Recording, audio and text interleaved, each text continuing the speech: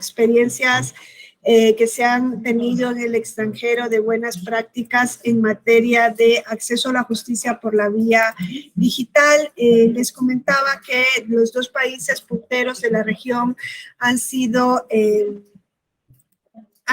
Chile y Colombia, que en estos dos países pues se han implementado bastantes avances en la materia, pero no de manera segmentada, sino como parte de una política pública. El estudio que les presentaba del CEJA, de este Centro de Estudios para la Justicia en América, nos demostraba que sí se ha avanzado en la región, que hay una tendencia a utilizar las tecnologías de la información y la comunicación, que esta tendencia va en aumento principalmente tras o durante la pandemia, y tras la pandemia debería mantenerse ese crecimiento, pero que hay cuestiones en las que hay que seguir trabajando, principalmente en la mejoría, ¿no?, de la gestión y del desempeño de las instituciones. Es decir, no solamente hay que utilizar las tecnologías de la información y comunicación para acercar a la ciudadanía a la justicia, sino que hay que llevarlas, y eso es creo lo que no se ha trabajado tanto en México, hay que llevarla al interno del trabajo judicial, del despacho judicial, al día a día, a nivel estructural, para organizar los recursos humanos y materiales, ¿no?, para manejar, para facilitar el trámite y fallo de los asuntos, que es lo que no se ha podido quizá trabajar tanto en este país. Les decía que, por ejemplo, Colombia, que es uno de los países punteros en materia de justicia inclusiva, tienen una aplicación y también lo pueden encontrar en la web, que se llama Legal App.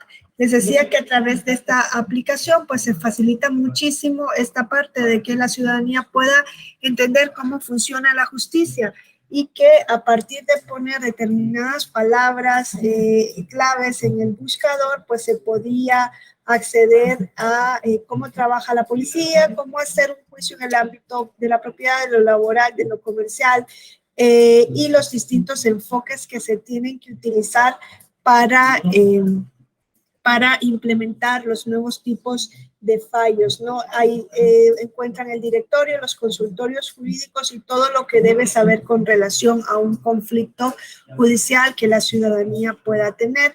Es importante esta Legal App. Ojalá en México, les decía, pudiésemos contar con algo similar. Ahora, en las mediciones del Centro de Estudios de Justicia de las Américas, les decía que Colombia aparece con Chile como un país que está en la cúspide, ¿no? Estas mediciones del CEJA, del Centro de Estudios de Justicia de las Américas, nos indican, entre otras cuestiones, que los sistemas judiciales de la región tienen esa tendencia a utilizar las tecnologías de la información y la comunicación. Entonces, les decía que es importante ver cómo se ha avanzado, por ejemplo, en países como Colombia y Chile. Les contaba que en Colombia la justicia se imparte a partir de 4 instituciones. Está la judicatura, que sería como el poder judicial. Claro, aquí hay un poder judicial federal y estatal, ellos tienen uno solo.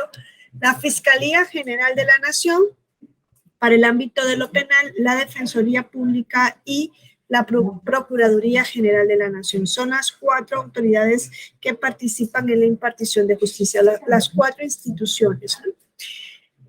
La implementación de las tecnologías de la información y la comunicación en la justicia en Colombia, les decía que presenta la complejidad. ¿Por qué? Porque en este país pues se han vivido décadas de conflicto armado y de narcotráfico, y esto ha generado que existan zonas pues donde la justicia prácticamente no llega, o zonas pues desde las cuales es difícil acceder a una justicia que sea una justicia presencial. Y es por eso que las tecnologías de la información y la comunicación pueden ayudar a superar estas dificultades. Para analizar la aplicación de la tecnología en el ámbito judicial de Colombia, que es un país que nos puede servir de ejemplo a fin de ver, ¿no?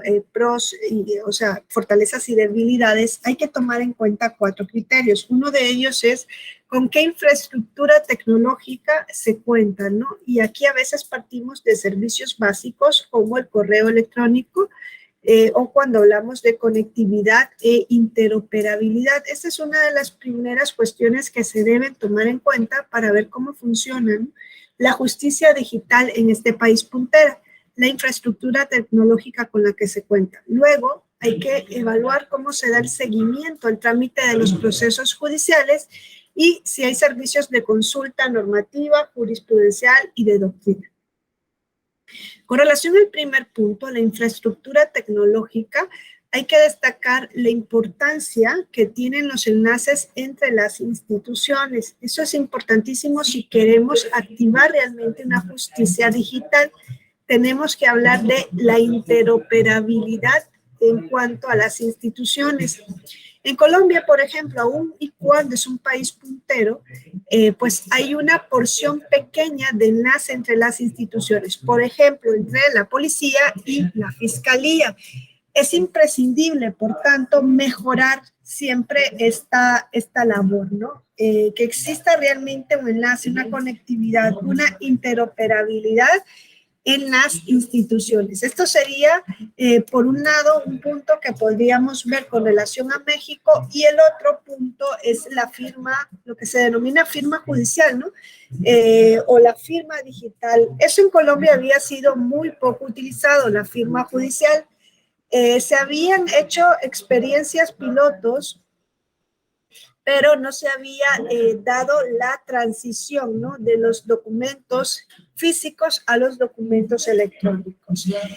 Para hacer una transición hacia documentos electrónicos, los expertos en la materia y las expertas entienden que hay que previamente definir protocolos para realizarla. En Colombia, antes de la pandemia se había trabajado muy poco en lo relacionado con la firma judicial. Esto vino cambiando con la pandemia porque pues se demostró, ¿no?, que hacía falta el uso de herramientas para evitar la congestión judicial y la presencia en los juzgados.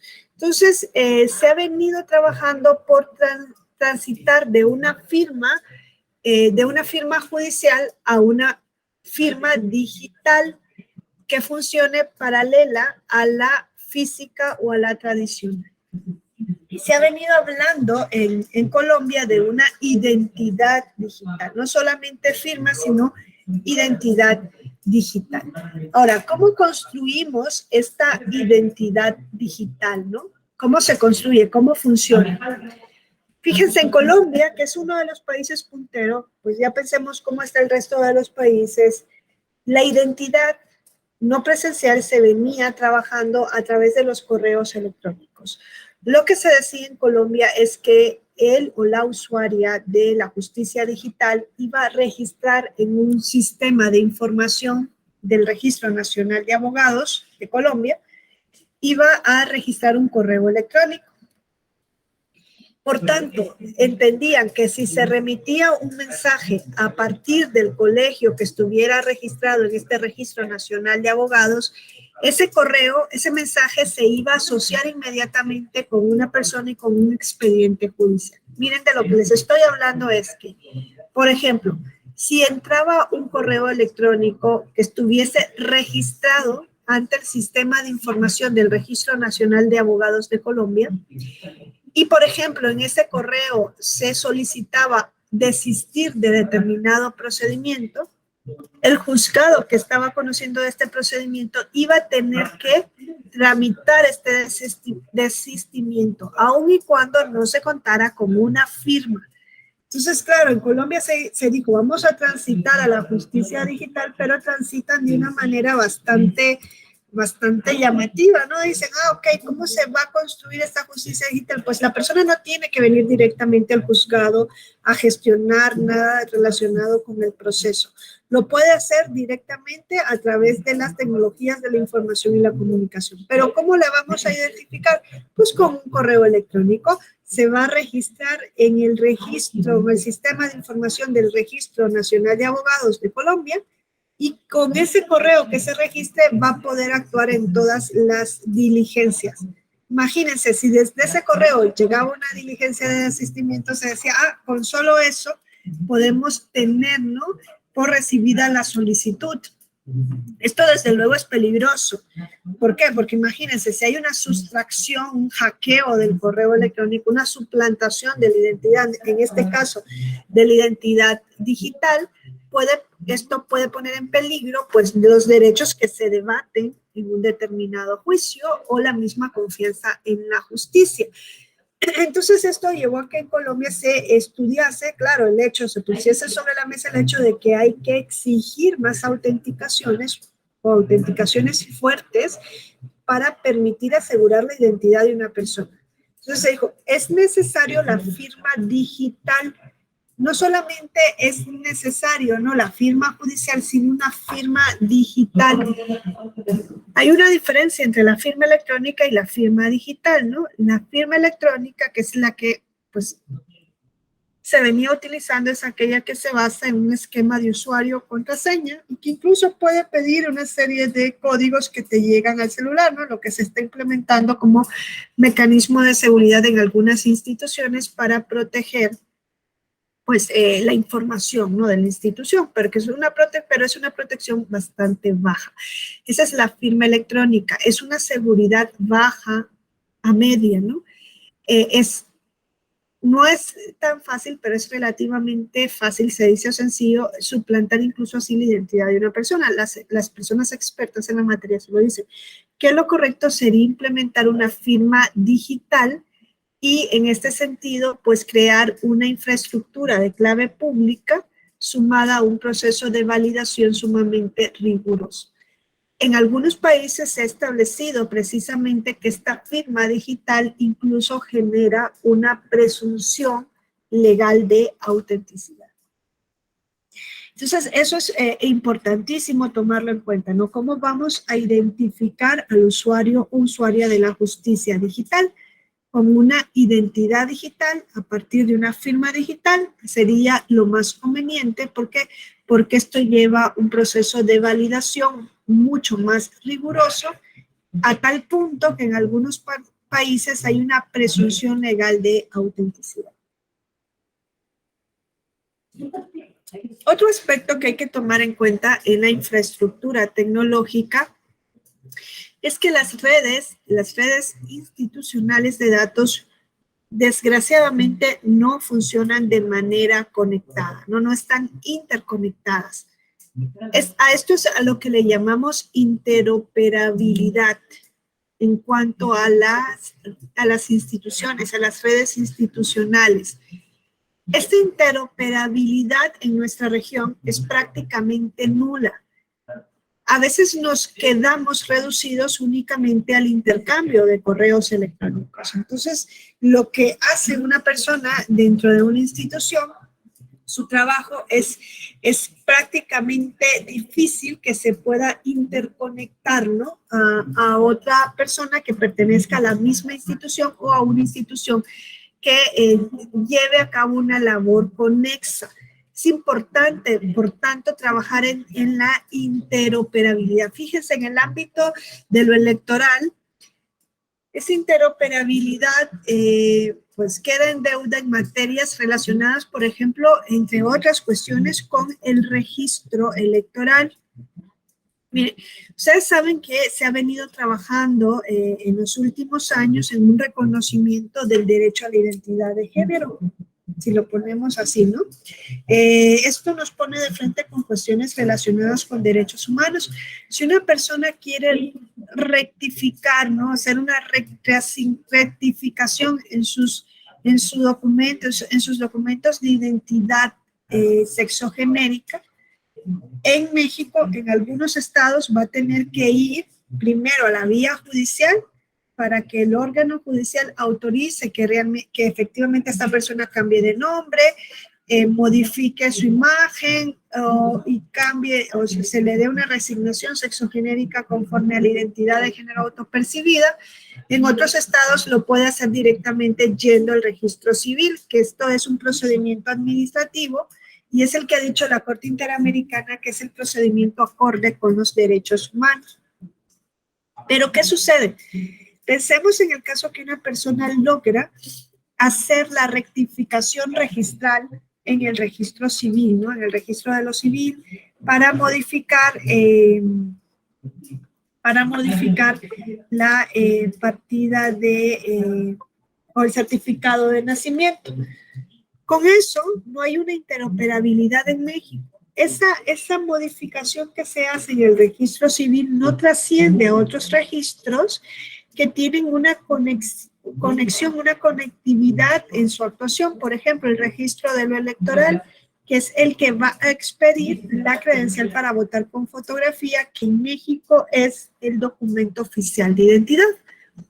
Entonces, al no existir esta interoperabilidad, esto pues hace que la persona, que además, pensemos, tuvo que ir a la vía judicial a pedir la orden de rectificación. Luego tuvo que ir al registro civil para que pues hicieran la rectificación en su certificado, en el registro y en el certificado de nacimiento.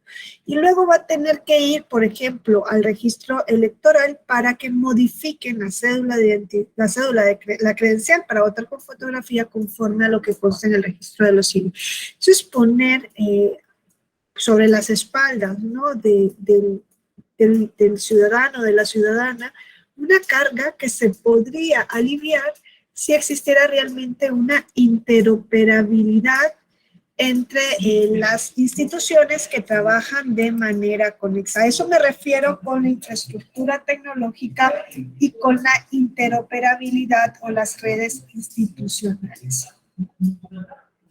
En México, pues hace algunos años, principalmente en Ciudad de México, si ustedes recuerdan, no sé cuántas personas de aquí son de Ciudad de México, se intentó implementar un sistema de interoperabilidad de las actuaciones procedimentales, que por sus siglas se denominaba SIAP, Sistema de Interoperabilidad de las Actuaciones Procedimentales. Y este sistema pretendía ser un sistema de cómputo que iba a conectar el trabajo de la policía, peritos y ministerios públicos para simplificar los procesos de investigaciones criminales. Se iba a interconectar el trabajo de la policía con los ministerios públicos.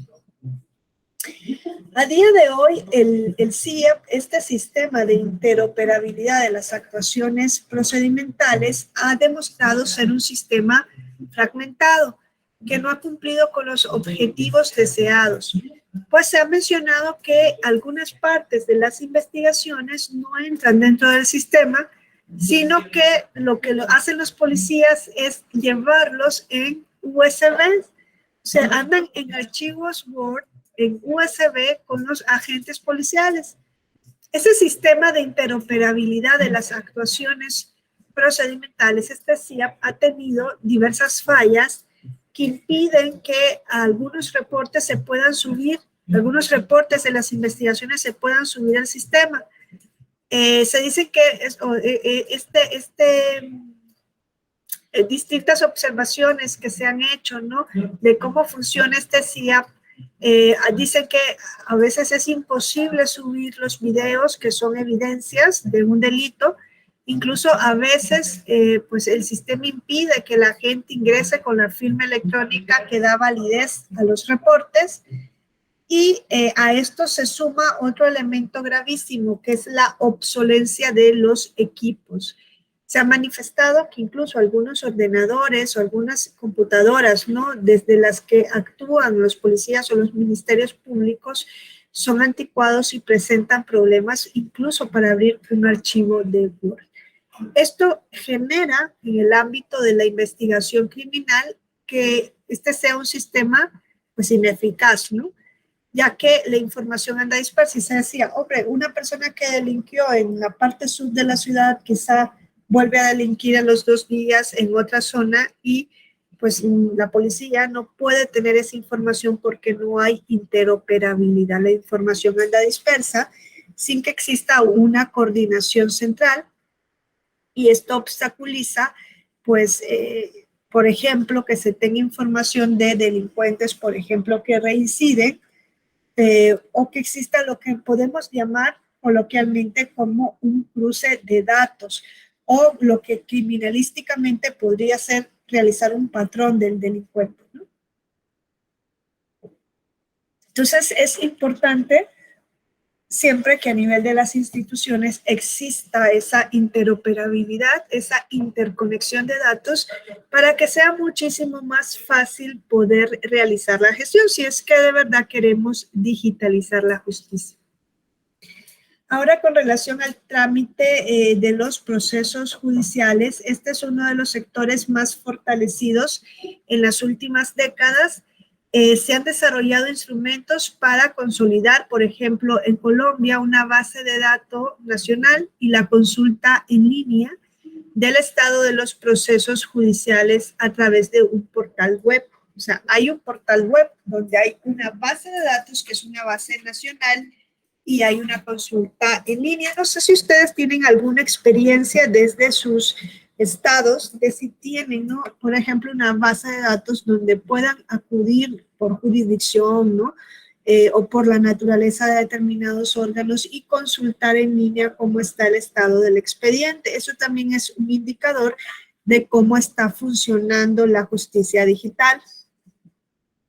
En Colombia se encontró que la Fiscalía General de la Nación cuenta con un sistema que se le llama SPOA. Es un sistema de información penal oral acusatorio. También en Colombia se ha transitado hacia la justicia penal oral. Este sistema de la Fiscalía General permite manejar tanto la etapa de investigación sin intervención judicial como el seguimiento de la evolución de los expedientes una vez que ya ha intervenido el órgano judicial. El sistema que maneja la Fiscalía General de la Nación en Colombia es de reciente creación y se ha ido implantando en casi todas las capitales de departamento. La aplicación de este SPOA permite una interacción dinámica entre el fiscal con los investigadores que participan en el proceso. Se lleva a cabo se recopila toda la investigación sin intervención judicial y permite, por ejemplo, que el fiscal pueda tener una interacción dinámica con los investigadores. Entonces, este es un punto relevante, ¿no? A destacar de cómo se puede agilizar la justicia digital. Un sistema como este sistema de información penal oral acusatorio, donde se maneja toda la información de la etapa de investigación y un seguimiento de los expedientes una vez que están ante los jueces, permitiría, por ejemplo, en el ámbito de lo penal, tener un mayor cruce de datos y dar un mejor seguimiento a los procesos. En Colombia, por ejemplo, la Defensoría Pública cuenta también con un sistema que se denomina Visión Web.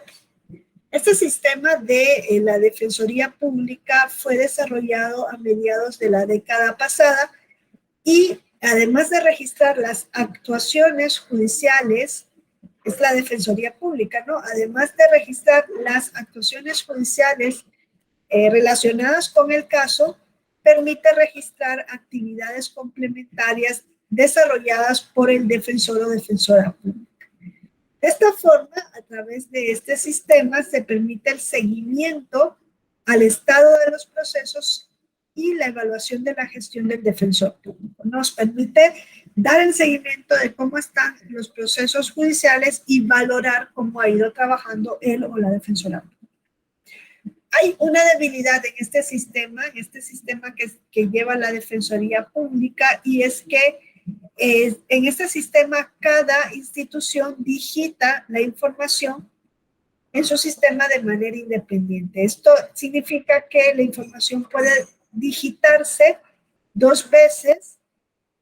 Una digitación sería en el sistema de quien realiza la solicitud y otro el de la rama judicial que la recibe y gestiona. Es decir, La Defensoría Pública podría digitalizar la información por un lado y luego cuando ya interviene el órgano judicial digitalizarla por otra. Cada una, o sea, no hay una interoperabilidad, una interconexión entre los sistemas que manejan la Defensoría Pública, en su caso el Ministerio Público o el órgano judicial. Y si esto puede crear más conflictos si cada sistema tiene una codificación diferente. Entonces, esto hace que aun y cuando estemos digitalizando la justicia, pues no exista un flujo eficaz de la información. Luego Colombia tiene también un servicio de consulta normativa, jurisprudencia y doctrina. En esto sí se ha trabajado arduamente, ¿no? Se hacen públicas las jurisprudencias de los altos tribunales del país y también hay un sistema de información gratuito y accesible para poder revisar la normativa y la doctrina. Ahora, dicho esto, pues hay cuestiones, ¿no?, en las cuales se ha venido fortaleciendo la justicia digital en Colombia y otras en las cuales hay muchas zonas de oportunidad, ¿no? Pero hay que reconocer que en Colombia el mayor problema ha sido la garantía del derecho de acceso a la justicia, como les decía al inicio, desde sitios de difícil acceso, principalmente aquellos sitios donde, bueno, que están más alejados de las zonas urbanas o en aquellos sitios que han sido cooptados por el narcotráfico. Este es quizá el derecho que se ha visto más perjudicado, ¿no? El derecho de acceso a la justicia desde zonas de difícil acceso. Entonces, todo esto se ha venido incrementando, esas dificultades con la introducción del sistema penal acusatorio. ¿Por qué? Porque con la introducción del sistema penal acusatorio, como se ha podido ver en México, se impone la presencia de los actores y del órgano judicial en las audiencias.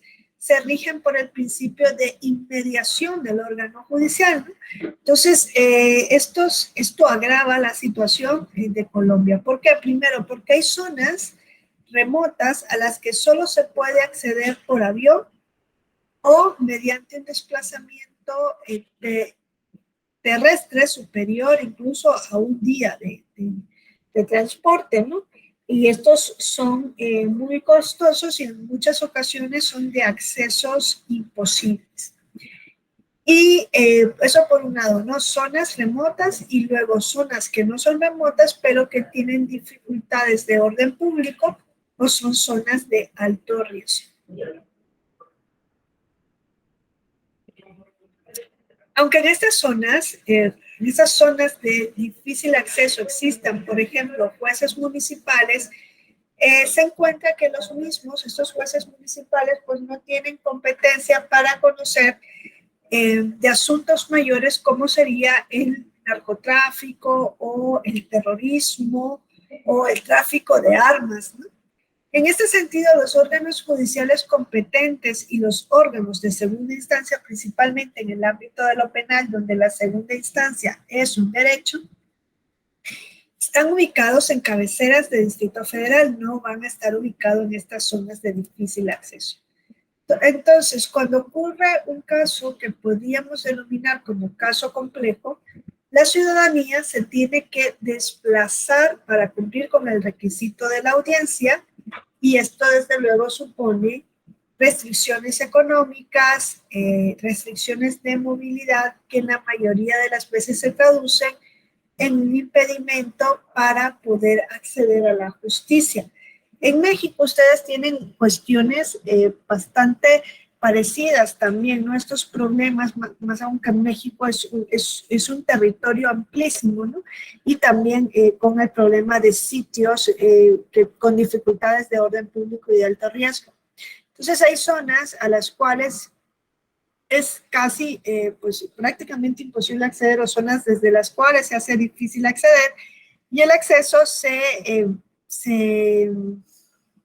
traduce, ¿no?, en una erogación económica o en restricciones de movilidad. No sé si ustedes han tenido alguna experiencia al respecto, ¿no? En cuanto al acceso a la justicia desde alguna zona que se pueda considerar como una zona de difícil acceso, que también se ha dado en el ámbito de lo electoral y que se ha celebrado muchísimo que hoy día en lo electoral se lleven a cabo audiencias telemáticas, ¿no? Que se empezaron a implementar en pandemia, porque esto abre la vía de la justicia, ¿no? Antes el justiciable de lo electoral, por ejemplo, tenía que trasladarse, si su caso estaba ante sala regional especializada o ante sala superior, a Ciudad de México para poder avanzar en el procedimiento. Hoy día se permiten las audiencias digitales, ¿no? Las audiencias virtuales. No sé si ustedes han tenido alguna experiencia al respecto que nos quieran comentar. Ya les digo que este es uno de los principales problemas de Colombia. A ver si alguien quiere hacer uso de la voz, pues le escuchamos con gusto.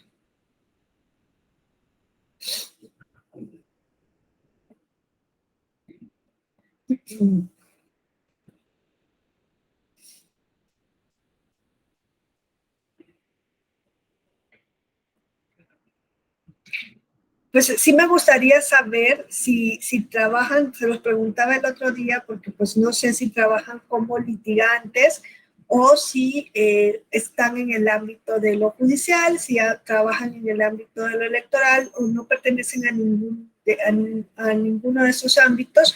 Pues así es importante ver el perfil para entender un poco pues cómo les puede impactar esta información, aunque como ciudadanía siempre nos interesa, ¿no? Cualquier tipo de acción que se refiera a la apertura de la justicia. Si me quieren comentar, pues, dónde laboran o, pues, a qué ámbito pertenecen, ¿no? Al del litigio, al del ámbito judicial, y la entidad en la que están, porque es más fácil así poder, pues, entender un poco de lo que estamos hablando.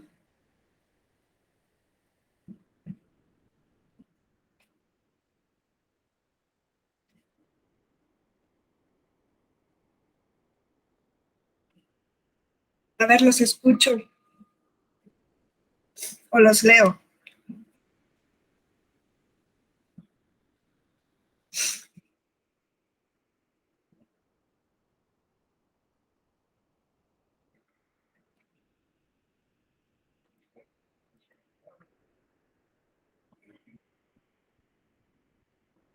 A ver, Juan Manuel, ¿tú te dedicas al litigio o al ámbito judicial?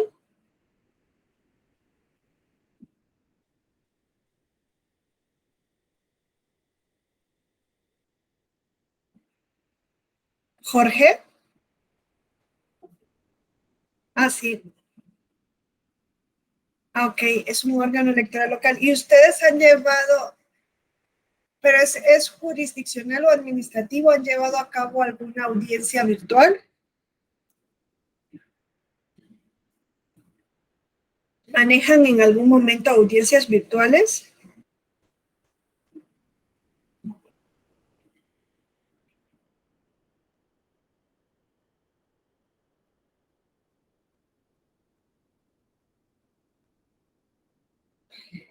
Vale, en esos centros de trabajo no manejan ningún tipo de interacción virtual.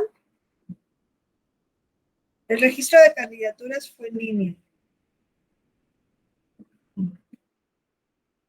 O sea, sí se han venido estableciendo algunas actuaciones virtuales, me imagino que principalmente en época de pandemia, que es lo que se vino haciendo en el ámbito de lo electoral. Pues vean, incluso abrir esa apertura en línea para registrar candidaturas puede ser una opción, ¿no? Que acerque a la institución con la ciudadanía en la medida en la que te permite, pues, no desplazarte hacia, pues, donde la institución tiene su sede, ¿no? Es importante poder hacer esa apertura, pero es importante, como les decía en el caso de Colombia, trabajar arduamente en dos cuestiones. En primer lugar, en la construcción de una identidad digital que dé una seguridad, ¿no? Que realmente la persona que accede a la institución es la persona que dice ser, que no se tiene a partir de una firma electrónica, sino que tiene que ser a partir de una identidad digital.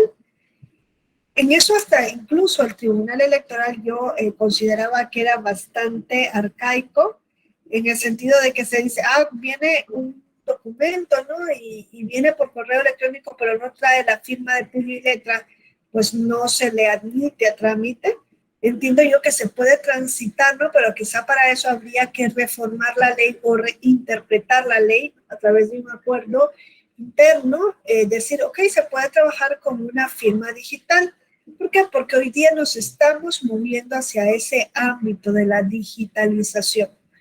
Y igual como se puede en su momento falsificar, ¿no? Una firma de puño y letra, pues puede haber una falsificación digital, pero quizá ahora es mucho más fácil encontrar cuando se está falsificando una identidad digital, si esto está sometido a pues claves rigurosas, ¿no? A formas rigurosas de identificación. Entonces, es importante, nos dice Juan Manuel, que se abrió la vía digital para recibir quejas, denuncias, cuando se violaban derechos políticos, o también para registrar las candidaturas o renunciar a las candidaturas.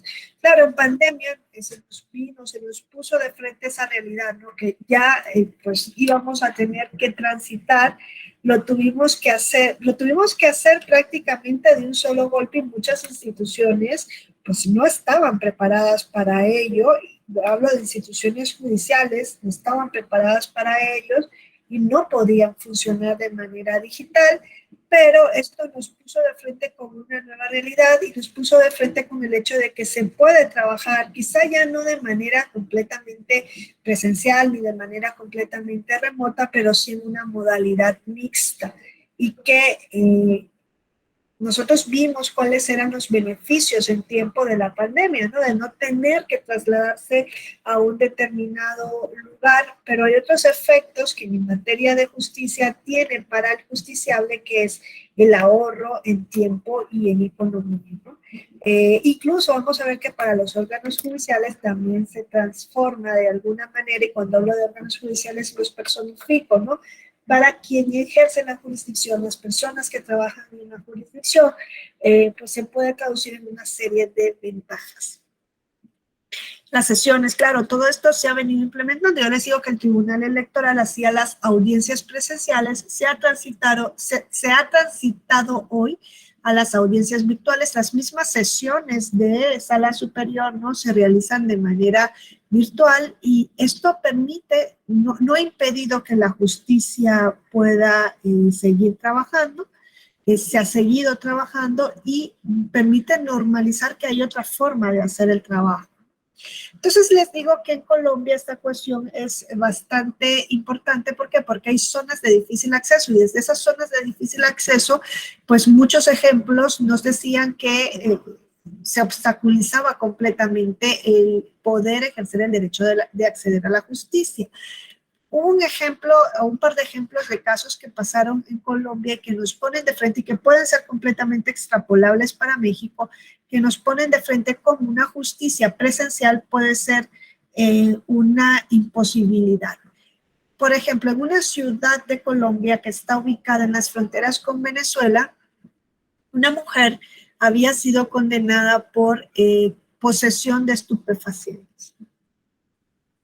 Ella fue condenada, y les decía, en el ámbito de lo penal es el único ámbito en el que existe un derecho a la revisión a la doble instancia, porque está en juego pues un derecho trascendental que es la libertad personal. Entonces ahí sí se establece que debe existir una apelación, ¿no? En las otras jurisdicciones es optativa, en lo penal es obligatorio.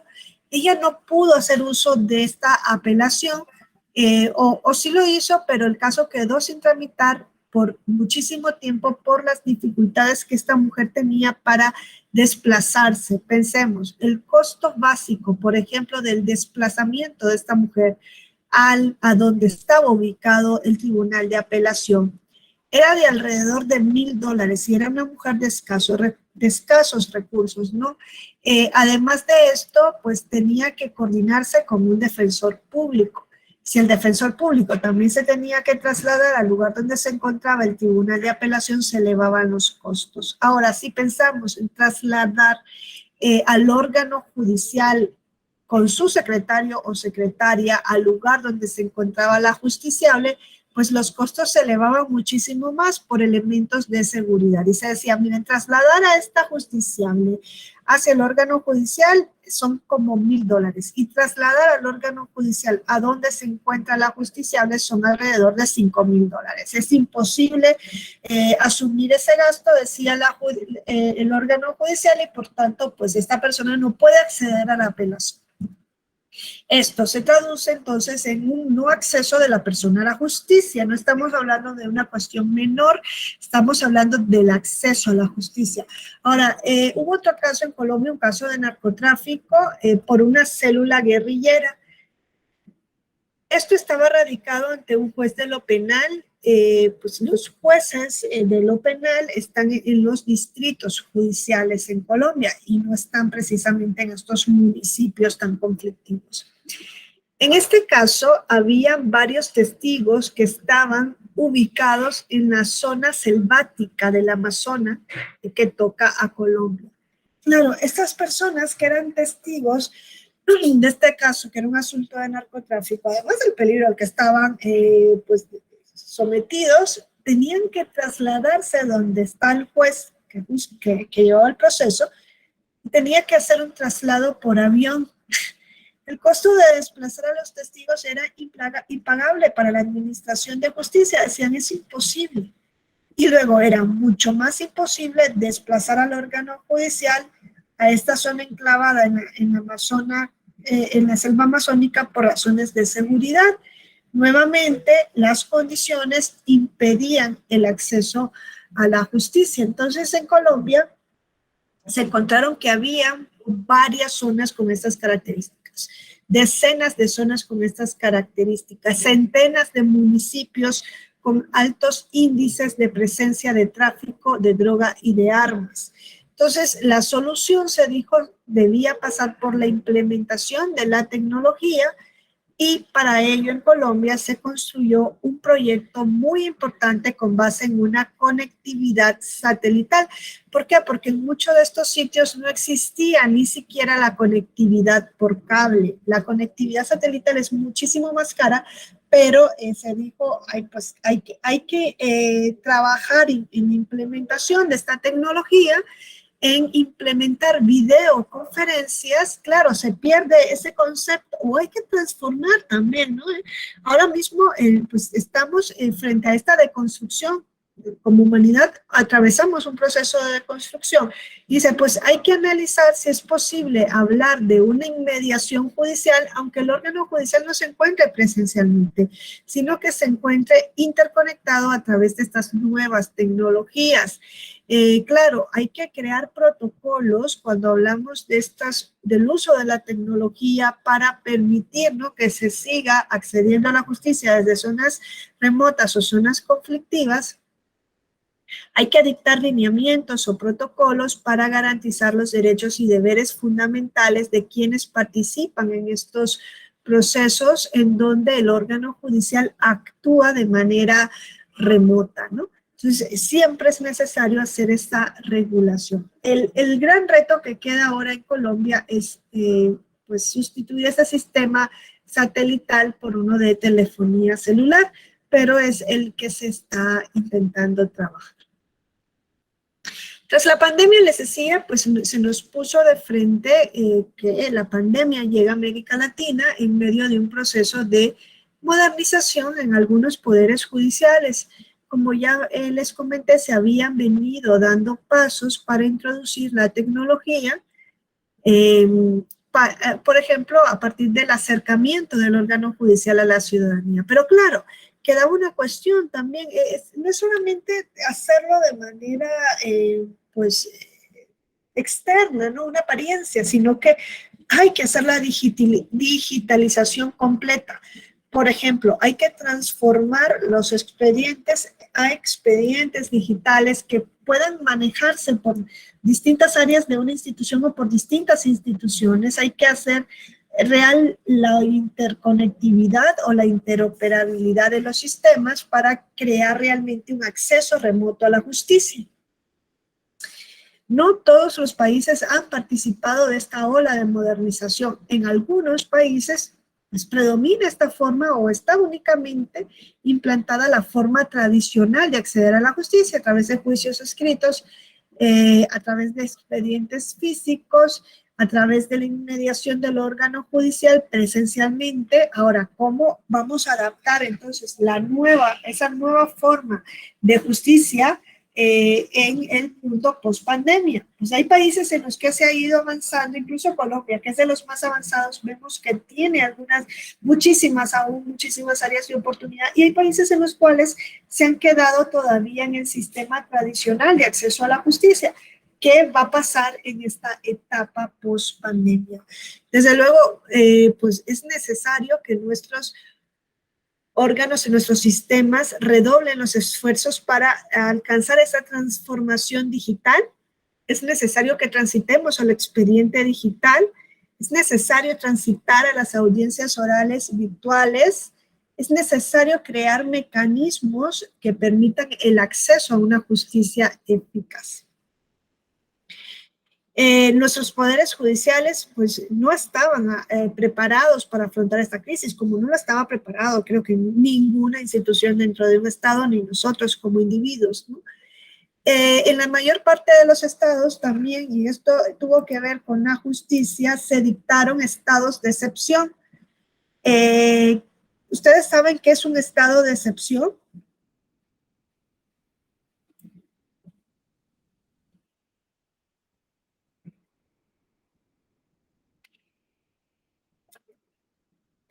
Durante la pandemia se dictaron muchos estados de excepción. Esos son mecanismos que constitucionalmente están previstos para activarse. Son mecanismos que constitucionalmente están previstos para activarse en casos de extrema emergencia o frente a situaciones extraordinarias que requieren una capacidad de decisión reforzada. En algunos supuestos, un estado de excepción puede conllevar a una suspensión o a una restricción de derechos constitucionales. Generalmente, las constituciones establecen diversos grados para un estado de excepción, es decir, son graduales. Pueden haber estados de alarma, estados de excepción, estados de emergencia o estados de sitio. Este derecho de excepción no es algo nuevo, este derecho de excepción nos viene de Francia. Francia fue la primera nación moderna en introducir disposiciones constitucionales sobre el derecho de excepción y la introdujo en 1795 en el tiempo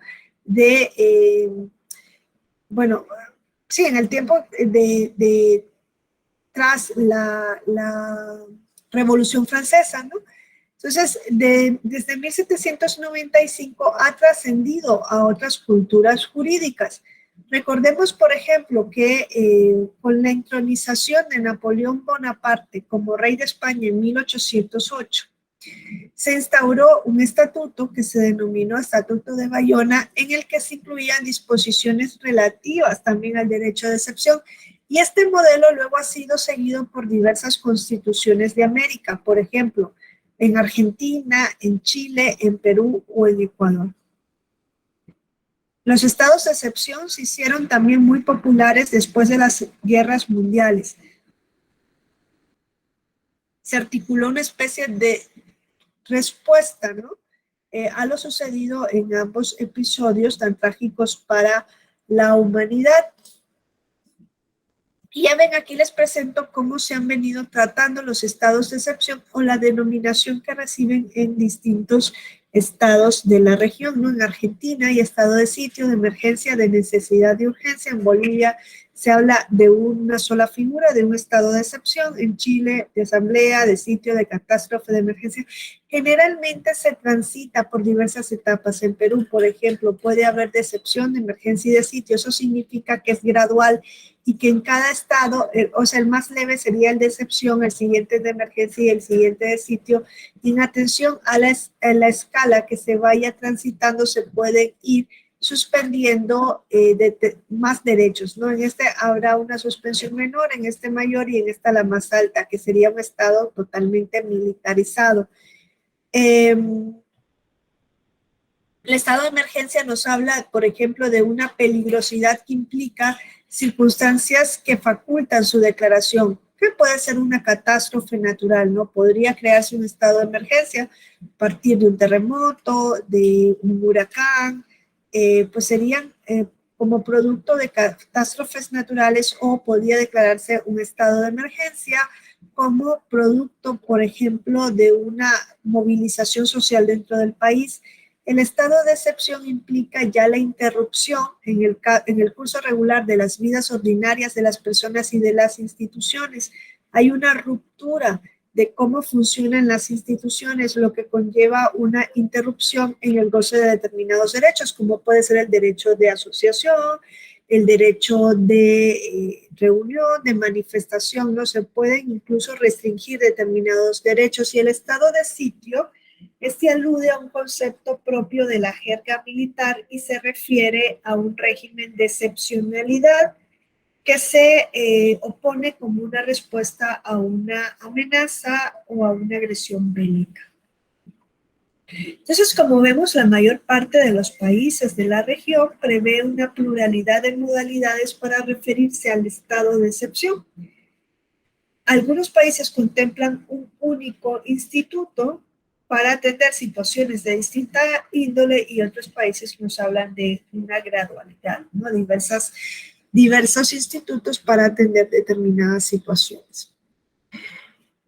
En México, el estado de excepción, o lo que se podría parecer al estado de excepción, está regulado en este artículo 29 de la Constitución, que nos dice: en caso de invasión, perturbación grave de la paz pública o de cualquier otro que ponga a la sociedad en grave peligro o conflicto, solamente el presidente de los Estados Unidos mexicanos, con la aprobación del Congreso de la Unión o de la Comisión Permanente, cuando aquel no estuviera reunido, podrá restringir o suspender en todo el país o en un lugar determinado el ejercicio de los derechos y las garantías que fuesen obstáculo para hacer frente rápido y fácilmente a la institución, pero deberá hacerlo por un tiempo limitado por medio de prevenciones generales y sin que la restricción o suspensión se contraiga a determinada persona. Eso es lo que se regula para el caso mexicano con relación a lo que se podría denominar estados de excepción.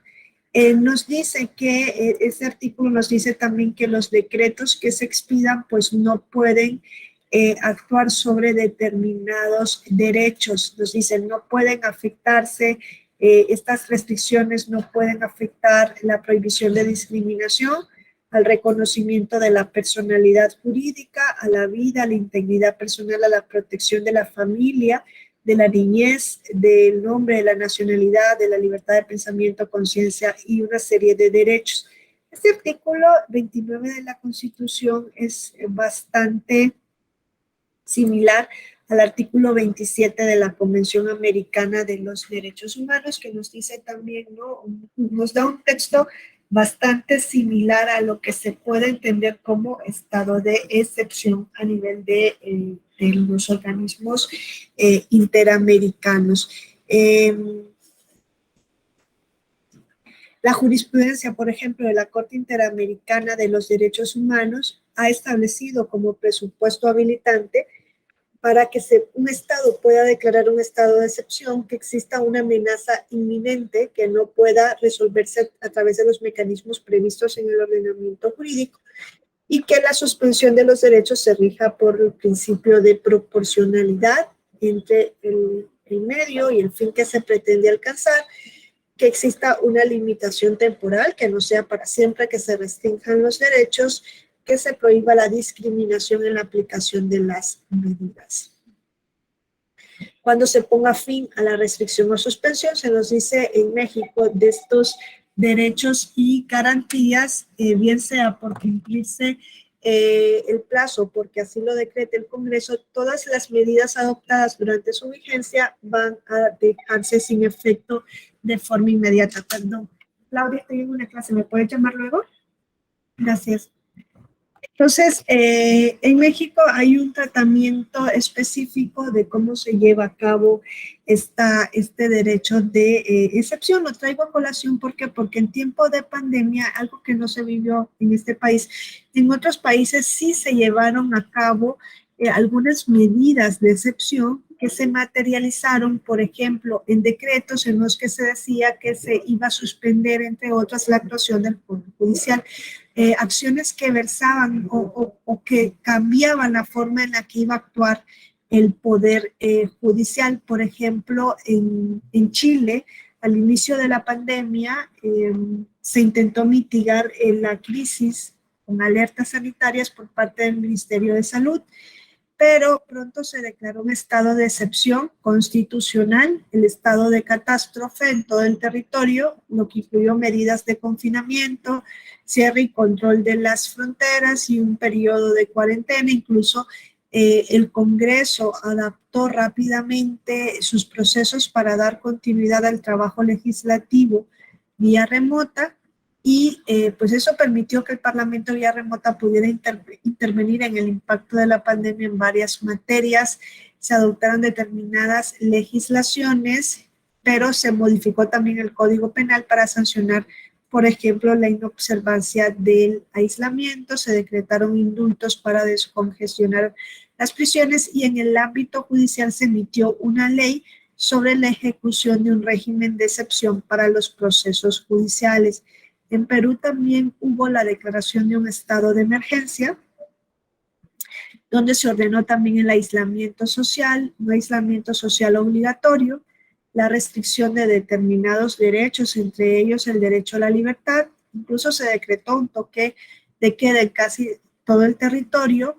La crisis afectó en el Perú también al ámbito del Poder Judicial, que interrumpió toda su actividad. Imagínense, si estamos hablando de una interrupción de la actividad judicial. ¿Por qué? Porque no estábamos preparados con la implantación de una justicia digital. Se decía, es imposible que una autoridad judicial que trabaja de manera presencial con expedientes físicos, ahorita en este tiempo de pandemia, pueda seguir trabajando. Entonces se dio una afectación de la función judicial, se interrumpió, claro, con excepciones. Dijo, se va a garantizar siempre una prestación mínima del servicio de justicia, por ejemplo, en la materia penal, con el habeas corpus, con el amparo, a través de juzgados que se denominaron juzgados de emergencia y que se crearon durante la pandemia. No estábamos preparados para afrontar la pandemia. Entonces, los poderes judiciales en la región tuvieron que tomar decisiones relativas a 3 factores claves para la administración de justicia: actividad, plazos procesales y servicios mínimos. Eso es lo que más se vio afectado en tiempo de la pandemia, ¿no? Actividad, plazos procesales y servicios mínimos. En cuanto a la actividad, las decisiones con relación a la actividad pues atendieron a una multitud de factores y trataron distintos temas que ustedes también pudieron haber vivido directamente, ¿no? El acceso a los juzgados y tribunales, cómo se accedía a los horarios de atención, las medidas de seguridad, la adaptación, el cambio a nuevas metodologías de trabajo. Todo esto se tuvo que pues tomar en cuenta en esta época de pandemia. Respecto al método de trabajo y a la regulación de la actividad, pues se apreció la incorporación de lo que tenemos ahorita, ¿no? De la videoconferencia para llevar a cabo actuaciones judiciales en sustitución de la actividad presencial, y además se encontró pues ese trabajo remoto de jueces, funcionarios y de operadores jurídicos. Se llevaron a cabo también numerosos esfuerzos para facilitar el acceso a la justicia a través de nuevos sistemas para actos de comunicación. la obtención de certificados y atención al ciudadano, por ejemplo, mediante la creación de ventanillas electrónicas. Entonces, todo esto se nos puso de frente, ya les digo, en tiempo de pandemia. Con relación a los plazos procesales, pues, como les contaba, en algunos países se sufrió la paralización completa de la actividad judicial, en otros, como en el Perú, se crearon juzgados de emergencia para temas realmente, pues, temas que consideraron sensibles y de urgente necesidad. Mantuvieron, por ejemplo, operaciones reducidas para presentación de demandas y obtención de certificados, y mantuvieron abiertos los plazos para casos relacionados con personas detenidas, causas urgentes en materia de derechos humanos y para la protección en caso de colectivos que se encuentran en situación de desventaja. Se garantizaron servicios mínimos en ámbitos declarados como esenciales. Esto variaba en cada país, pero en general los servicios mínimos se mantuvieron en causas, como les decía, causas con personas detenidas, delitos flagrantes, procedimientos en materias de derechos fundamentales, violencia intrafamiliar, procesos de familia, procesos relacionados con menores. Y desde luego también se mantuvo abierta los registros, principalmente los registros civiles, principalmente por la necesidad de ir relacionando los fallecimientos. Entonces, las nuevas tecnologías sirven, ¿no?, para dar respuesta incluso a una situación de emergencia como esta situación que se presentó, esta situación de crisis. Los países que habían venido desarrollando planes, protocolos y que habían avanzado en la gestión electrónica, en la gestión incluso de los expedientes digitales, entraron con mayor facilidad a este trabajo vía remota. Caso contrario, la gestión de la oficina judicial basada en el papel agravó las consecuencias de la paralización ocasionada por la pandemia. Ahora, se han detectado 4 áreas de aplicación de las nuevas tecnologías y su comparación con los sistemas tradicionales. Por ejemplo, en el ámbito orgánico se ha detectado que los órganos judiciales han necesitado acceder a las herramientas básicas que les permitan trabajar remotamente. Es necesario, como les decía, llevar a cabo una base de datos donde se pueda acceder de manera remota. Es necesario tener un expediente electrónico. Es que podemos digitalizar lo que queramos, pero si no digitalizamos desde la función interna de la oficina judicial, pues pocos resultados eficaces vamos a obtener. El expediente electrónico es algo esencial. En el ámbito de los actos públicos procesales, pues se han apreciado las ventajas que proporcionan lo que se ha venido diciendo aquí, las audiencias virtuales, la participación de litigantes, testigos, peritos vía telemática. En el ámbito de la gestión procesal, se han observado las ventajas del expediente judicial electrónico. Han quedado manifiestas, ¿no? En su defecto, han quedado manifiestas también las desventajas de la paralización completa de los países que no han transitado hasta esta vía. Y en el ámbito externo, el acceso a la justicia por parte de la ciudadanía se ha enfrentado a sistemas presenciales obsoletos frente a sistemas telemáticos de acceso a la información y ventanillas electrónicas. En lo electoral, ¿no? Previo a la pandemia, tenemos que ya se contaba con una especie de expediente electrónico, en el caso del procedimiento especial sancionador, precisamente para alcanzar la efectividad de este procedimiento, que se estableció que debía tramitarse de manera prácticamente express. Pues lo que se creó en un diálogo entre las autoridades electorales fue pues un sistema de procedimientos especiales sancionadores que se denomina SIPE, y que permite que tanto el Instituto Nacional Electoral como Sala Regional Especializada den un seguimiento en tiempo real de las actuaciones que se van desarrollando desde la presentación de la queja hasta las posibles impugnaciones que se presenten con motivo de la instrucción o resolución del procedimiento. Si ustedes revisan este CIPE, pues encontrarán que es un repositorio informático que viene desde el escrito de queja, las pruebas aportadas, de ser posible, ¿no? Los acuerdos dictados por la autoridad, los resultados de las diligencias que se pudieron haber realizado, las respuestas a los emplazamientos, el informe circunstanciado que haya presentado la autoridad responsable o la resolución de fondo.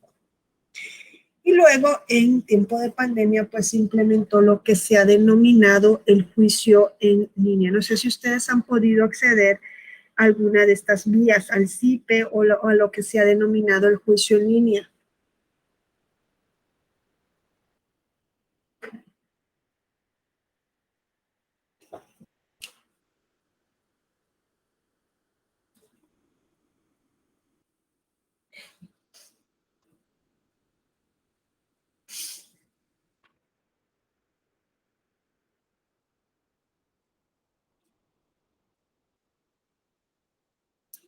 No sé si han tenido alguna experiencia al respecto.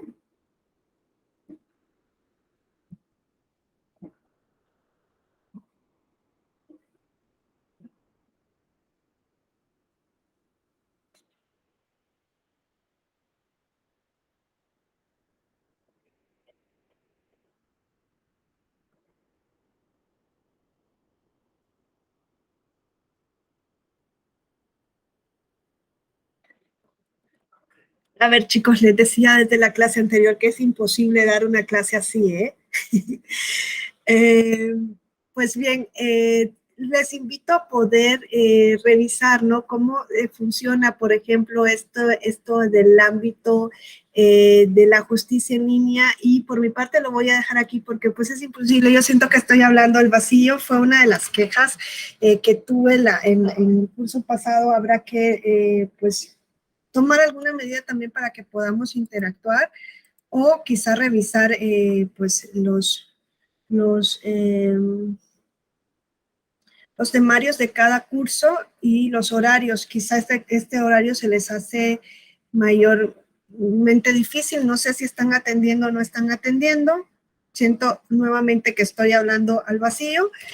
Es más, veo las cámaras que se levantan y que están atendiendo su trabajo. Entiendo que es un horario laboral, pero también entenderán que para uno, pues también es bastante difícil, y de alguna manera siento que pues, la clase no les interesa.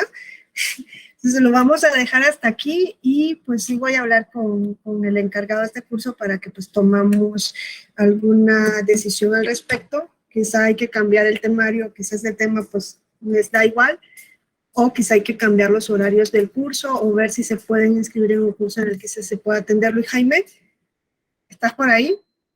Hola, Wendy, sí, Sí, por supuesto. pues es que siento que estoy hablando al vacío, ¿eh? Entonces, pues, ¿para qué le sigo haciendo perder el tiempo? Pues nadie me contesta nada de lo que les pregunto. Vale, pues como tú Bye. consideres, Wendy, si te parece que terminemos aquí la clase el día de hoy. Y... voy a hablar con Raúl, pues está bastante difícil dar una clase así, ¿eh? Vale, perfecto. Vale, gracias. Muchísimas gracias por tu disponibilidad, doctora. Muy amable. Vale, gracias. Hasta luego. Muchas gracias a todas y a todos por su atención.